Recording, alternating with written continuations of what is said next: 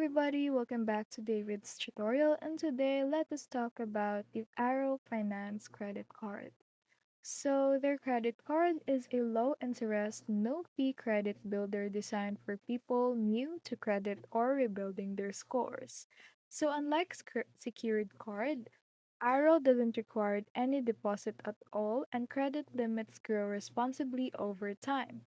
So, based on your financial habits, it has no annual fee, no hidden charges, and reports to all three major credit bureaus.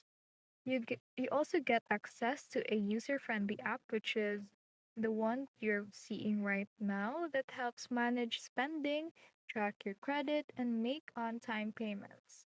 So there is actually no rewards, but its biggest perk is its simplicity and transparency. So overall, the Arrow Finance credit card is worth it if your main goal is building credit without the stress of fees or confusing terms.